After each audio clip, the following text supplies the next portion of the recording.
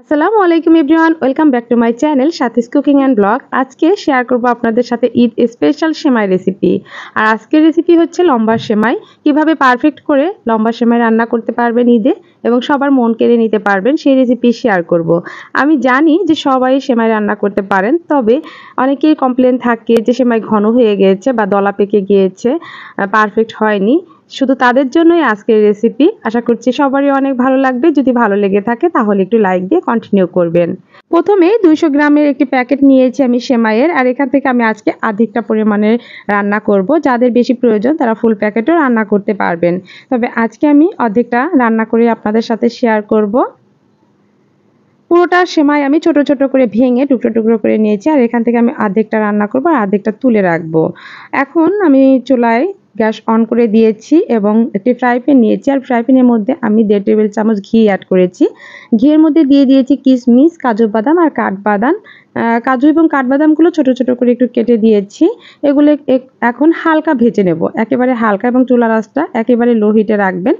হালকা একটু ভেজে নিয়ে এর মধ্যে আমি দিয়ে দিচ্ছি সেমাইগুলো। সেমাই এবং এই বাদাম কিশমিশগুলো হালকা ভেজে নিতে হবে, উল্টিয়ে পাল্টে খুব সাবধানের সাথে ভাজবেন, না হলে বাদাম এবং কিশমিশগুলো পুড়ে যেতে পারে।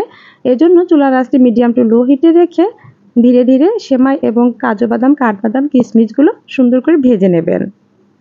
আমি 1 থেকে 2 মিনিটের মতো হালকা একটু ভেজে নিচ্ছি, আর ঘিয়ে ভেজে নিলে সুন্দর একটি ফ্লেভার হয়। তাই চেষ্টা করবেন যে হালকা একটু ঘিয়ে ভেজে নিতে এই সেমাইটা। আমার ভাজা হয়ে গেছে। এখন আমি এখানে 2 লিটার দুধ নিয়েছি, আর দুধটা একটু জাল করে আমি ঘন করে নিয়েছিলাম। এখনও আবারও আমি জাল করে আরও একটু ঘন করে নেব। আর আজকে দেখাবো যে কোন প্রসেসে যদি আপনারা ইনস্ট্যান্ট দুধটা এইভাবে জ্বালিয়ে রান্না করেন তাহলে সেমাইটা অনেক টেস্টি হবে। অনেকেরই বলে যে গুঁড়ো দুধ লাগবে বা কনডেন্স মিল্ক না দিলে সেমাই ভালো লাগবে না। এটা ভুল ধারণা। গরুর দুধ একেবারে খাঁটি, আর এটি যদি আপনি জাল করে সেমাই রান্না করেন তাহলে অনেকটা পারফেক্ট হবে এবং খেতেও অনেক টেস্টি হবে। এভাবে জাল করে দেখুন, হালকা হালকা জালে যদি আপনি জাল করেন উপরে দেখবেন একটি সর পড়ে যাবে, আর এই সরটা বারবার ভেঙে দেবেন। আবারও জাল করে রেখে দেবেন, দেখবেন হালকা একটু সর পড়বে, আবারও ভেঙে দেবেন। এভাবে বারবার এই সরটা ভেঙে জাল করে দুধটা যদি আপনি কমিয়ে নেন তাহলে দেখবেন যে সেমাই রান্না করলে কতটা টেস্টি হয়। এইভাবে যদি আপনি দুধ জাল করে ঘন করে সেমাই রান্না করেন তাহলে কোনো কিছুরই দেওয়ার প্রয়োজন নেই, কনডেন্স মিল্কও দেওয়ার দরকার নেই, গুঁড়ো দুধটাও না।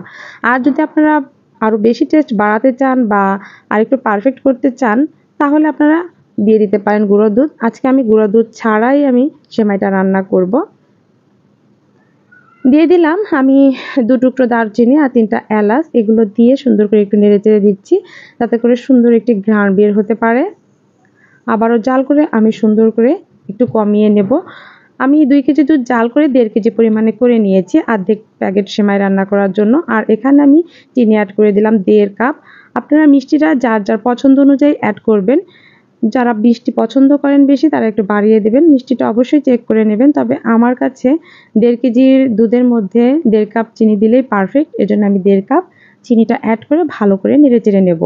আর একটা বিষয় লক্ষ্য রাখবেন, যখন চিনিটা অ্যাড করবেন তখন অবশ্যই চুলার আঁচটা লো হিটে রাখবেন। হাই হিটে রাখা অবস্থায় যদি চিনিটা দেন অনেক সময় দুধটা ফেটে যাওয়ার সম্ভাবনা থাকে।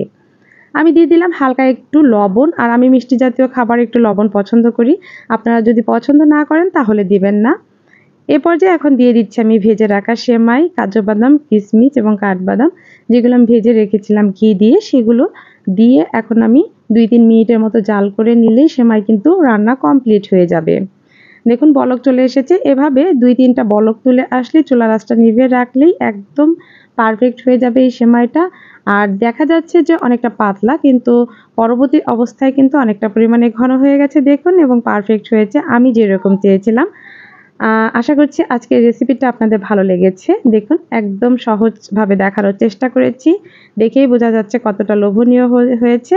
সামনে ঈদ, আর ঈদের সকালে এইরকমভাবে আপনারা সেমাই রান্না করে দিবেন, দেখবেন বাসার সবাই অনেক পছন্দ করবে। সবাই ভালো থাকবেন, সুস্থ থাকবেন। আজকে এ পর্যন্তই। আল্লাহ হাফিজ।